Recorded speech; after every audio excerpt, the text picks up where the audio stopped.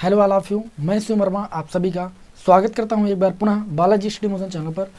विद्यार्थियों, आप सभी लोगों को क्लास 12 की मैथमेटिक्स के अंतर्गत हम डिटर्मिनेंट्स यानी सारणिक चैप्टर पढ़ा रहे हैं, जिसमें मैंने आप लोगों को प्रश्नावली 4.3 तक के प्रश्नों को सॉल्व करा दिया है एनसीईआरटी बुक से।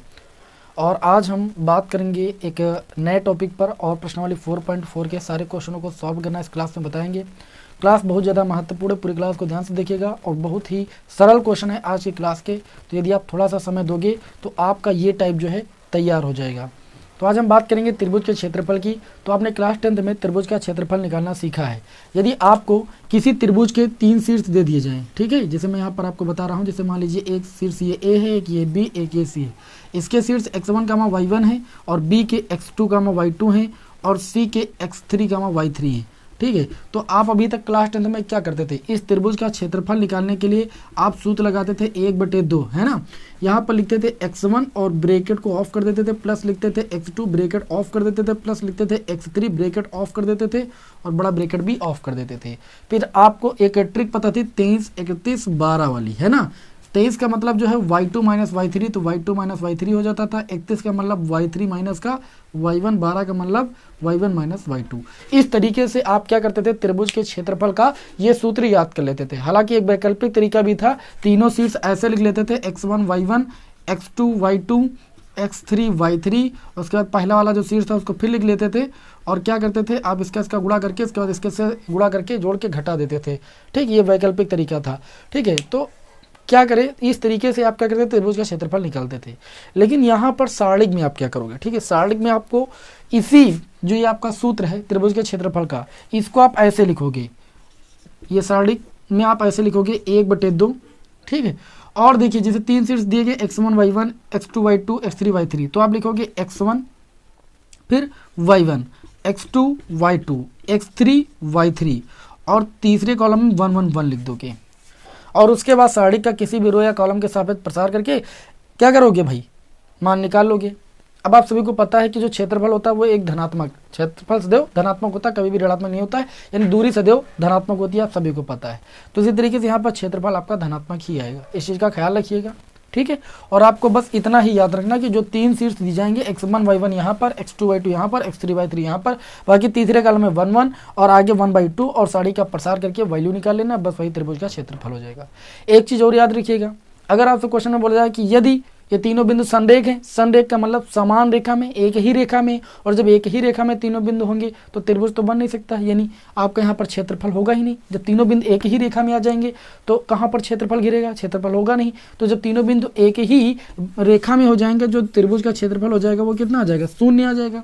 मान लीजिए आपको ऐसे शीर्ष दिए जाते हैं x1, y1, ठीक है, फिर k, y2, फिर x3, y3, और बोला जाए कि यदि तीनों बिंदु संरेख है तो k का मान निकालो, k के स्थान पर कुछ और भी रख सकते हैं। तो आपको कुछ नहीं करना, यही चीज़ आपको अपनाना है और बराबर 0 के दिखा देना है, क्योंकि इस स्थिति में त्रिभुज का क्षेत्रफल क्या होगा, 0 होगा, क्योंकि ये तीनों बिंदु क्या होंगे, संरेख होंगे, तो त्रिभुज का क्षेत्रफल 0 होगा। और 0 होगा तो आप क्या करोगे, यहाँ से k का मान निकाल सकते हो, जो भी बिंदु दिए जाएंगे। ऐसे ही क्वेश्चन आपकी प्रश्नावली 4.4 में है।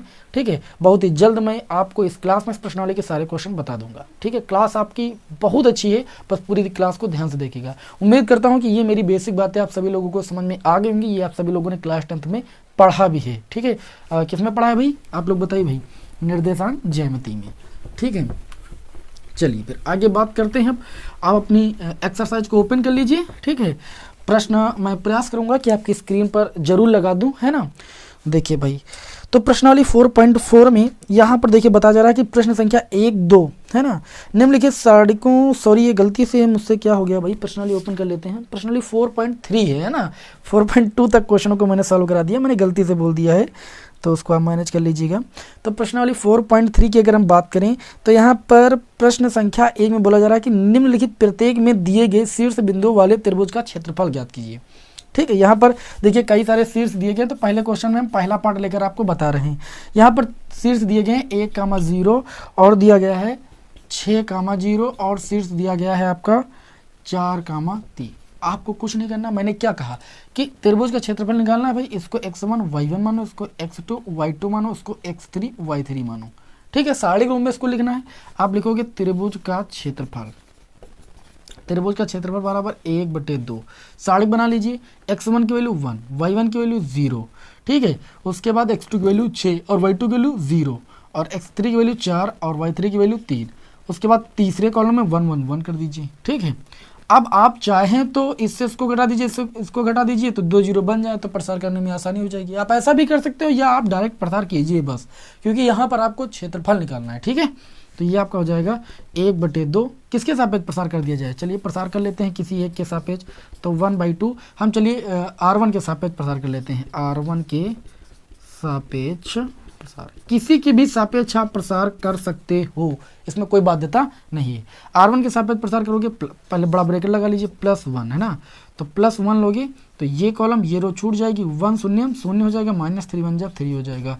फिर -0 वाला आप छोड़िए क्योंकि गुणा करने पर 0 हो जाएगा, प्लस माइनस फिर प्लस, फिर +1 लोगे और ब्रैकेट लगाओगे तो ये आपका कॉलम और ये रो छूट जाएगी, 3 6 18 हो जाएगा, माइनस का 4 0 में कितना हो जाएगा, 0 हो जाएगा। ब्रैकेट को ऑफ कर लीजिए, ये आपका हो जाएगा 1/2।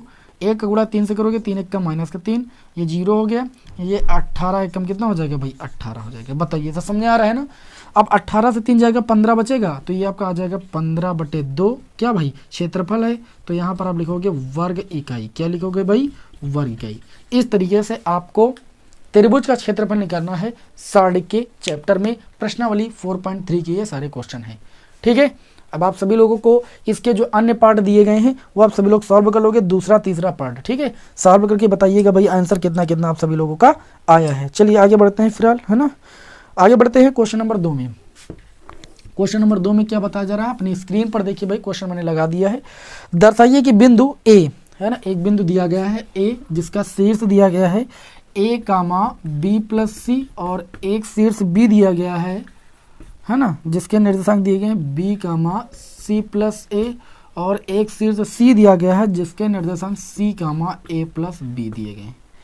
आपको ये बताना है कि ये तीनों बिंदु संरेखीय हैं, आपको ये दर्शाना है। तो दर्शाना, अगर ये तीनों बिंदु संरेखीय होंगे तो इनके द्वारा जो त्रिभुज का क्षेत्रफल होगा वो क्या होगा भाई, 0 होगा, ठीक है। तो यहाँ पर आप लिखोगे त्रिभुज का क्षेत्रफल बराबर है ना, क्या हो जाएगा 1/2। साड़ी बना लेंगे, a फिर b+c फिर x2 b c+a फिर c a+b, ये 1 1 1 हो गया। इतना करना है। किसी भी रो के सापेक्ष प्रसार कर लीजिए। R1 के सापेक्ष प्रसार करते हो तो ये आपका क्या मिल जाएगा, 1/2। बड़ा ब्रैकेट लगाइए, a को लेगो आप, ठीक है, ब्रैकेट लगाओगे तो ये कॉलम और ये रो छूट जाएगा। 1 का गुणा c+a हो जाएगा, c+a माइनस a+b का गुणा 1 हो जाएगा, तो ये a-b बन जाएगा, क्योंकि यहाँ माइनस लगाओगे अंदर के चिन्ह बदल जाएंगे। ये प्लस हो गया, फिर माइनस के साथ लोगे क्या भाई, b+c।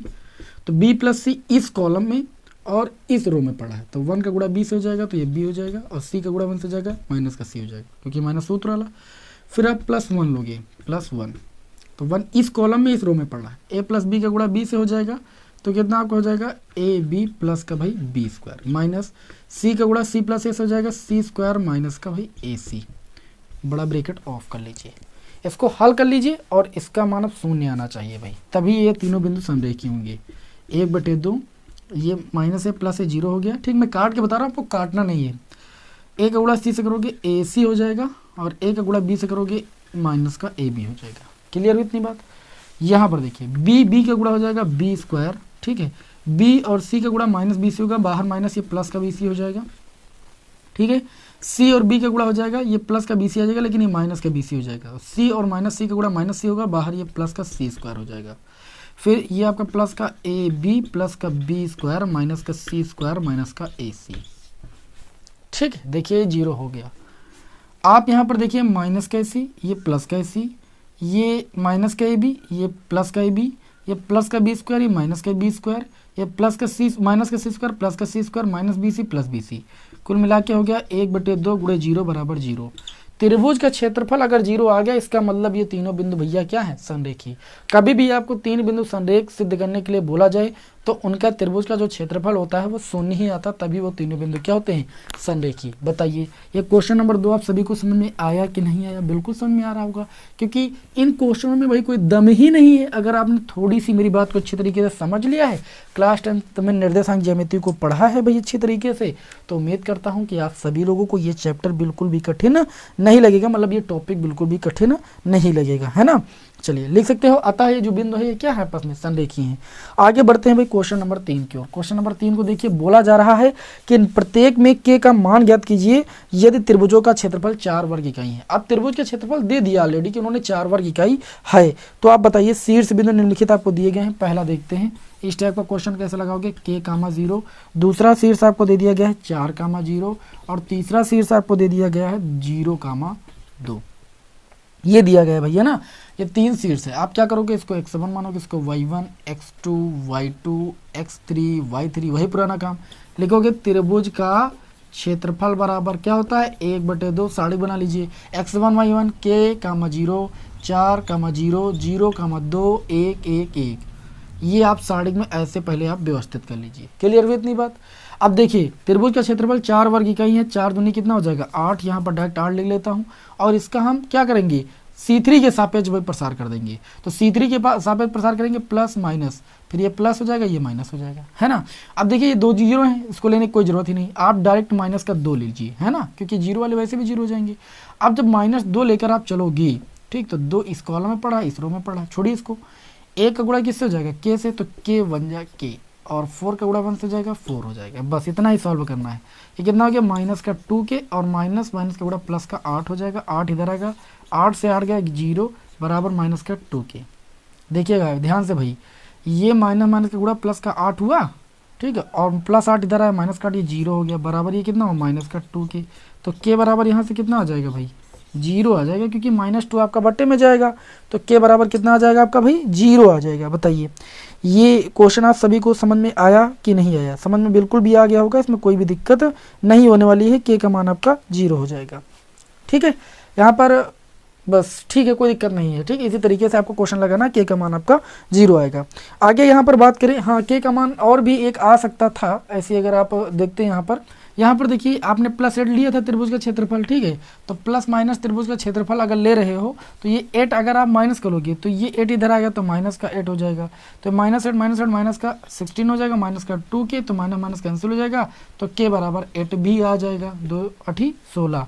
यदि क्या ले रहे हो आप, माइनस चिन्ह ले रहे हो, है ना, माइनस चिन्ह लेने पर, ठीक है, तब आपका ये k बराबर 8 भी आएगा, लेकिन k बराबर 0 ही आएगा, यही आपका सही है। ठीक है, तो इसमें आपको कंफ्यूज नहीं होना है। चलिए फिर बढ़े अगले क्वेश्चन की ओर। तो 3 नंबर के ऐसे ही क्वेश्चन आपको लगाने हैं, आप उम्मीद करता हूं कि सभी लोग लगा लोगे।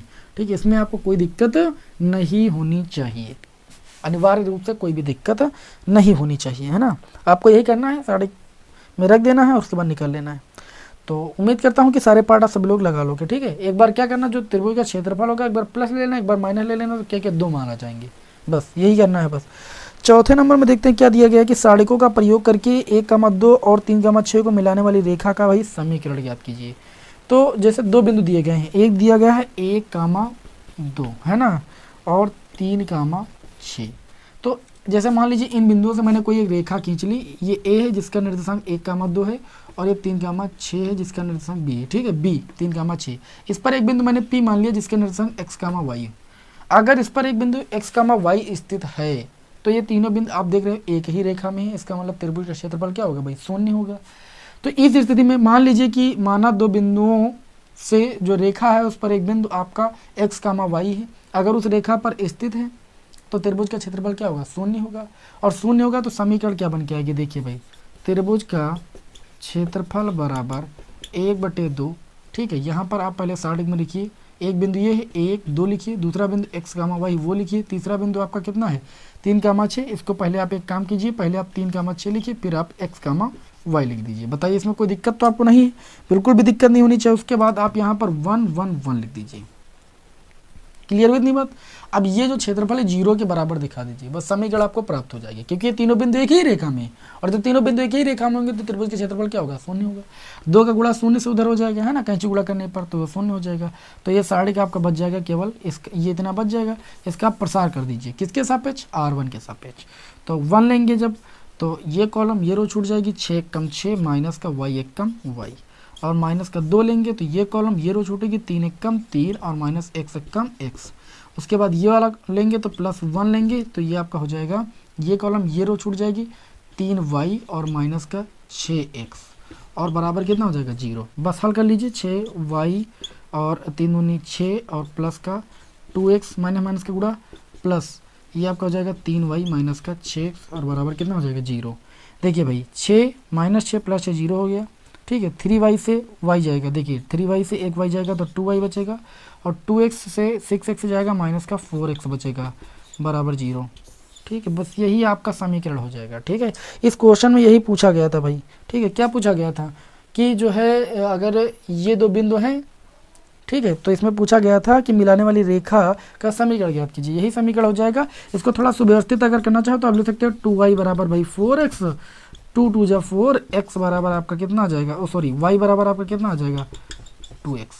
चाहे ये समीकरण लिखिए चाहिए, दोनों समीकरण आपकी सही, ठीक है। तो इसी तरीके से आप सभी लोगों को इसका दूसरा पार्ट लगा लेना है। 2 बिंदु उसमें भी दिए गए हैं, एक बिंदु आप मान लेना x, y, ठीक है। उसके बाद संरेख की स्थिति दिखा देना, आपको समीकरण प्राप्त हो जाएगी, ठीक है। अगर ऐसे क्वेश्चन भी आपको कठिन लगे तो भाई बेकार है। हालांकि इसकी क्लास मैंने डाली भी है, बालाजी प्रकाशन बुक से मैंने एक बार इस टॉपिक को पढ़ाया भी है, लेकिन अब मैं एनसीईआरटी बुक से पढ़ा रहा हूँ इसी वजह से, ठीक है, कि जो इस साल के स्टूडेंट तैयारी कर रहे हैं तो उनको बोरियत ना महसूस हो कि पुरानी क्लासें हम देख रहे हैं, है ना। देखिए भाई एक लास्ट क्वेश्चन बचा है इस क्लास का, लिखा है शीर्ष 2, -6, बहुत ही हलवा क्वेश्चन है, और 5, 4 और तीसरा दिया गया है k, 4। इन्होंने बोला है कि वाले त्रिभुज का क्षेत्रफल 35 वर्ग इकाई है। तो आप यहाँ पर क्षेत्रफल के स्थान पर क्या लिखोगे, क्षेत्रफल के स्थान पर 35 लिखोगे बराबर 1/2, शीर्ष लिख दीजिए 2 -6 और 5 और 4 और कितना k 4 1 1 1, 2 का गुणा इधर से हो जाएगा 70 और बराबर ये हो जाएगा 2 -6 1 5 4 1 k 4 1। अब आपको क्या करना है, किसी रो कॉलम के सापेक्ष प्रसार कर देना है और के का मान आपको निकाल लेना है, कोई दिक्कत नहीं होनी चाहिए। बस एक चीज़ का ख्याल रखिएगा, अगर 70 का मान प्लस ले रहे हो तो एक बार के का मान आएगा और जब माइनस लोगे तो के का दूसरा मान आ जाएगा, जैसे मैंने अभी आपको क्वेश्चन बताया हुआ है, ठीक है। तो आज की क्लास देखिए ज़्यादा बड़ी नहीं थी, ज़्यादा कठिन नहीं थी, बहुत ही आसान क्वेश्चन थे और उम्मीद करता हूँ कि आप सभी लोग ऐसे क्वेश्चन तो एग्जाम में आएंगे तो तुरंत उड़ा के रख दोगे, यानी गर्दा उड़ा दोगे, ठीक है। मुझे पूरा भरोसा है आप सभी पर, क्योंकि आप सभी लोग इतनी मेहनत करते हो, पूरे वीडियो को देखते हो, ठीक है, और अच्छी खासी मेहनत जो है वो रंग जरूर लाती है। चलिए फिर आपको आगे की वीडियो में हम मिलेंगे, ठीक है। जय हिंद, जय भारत।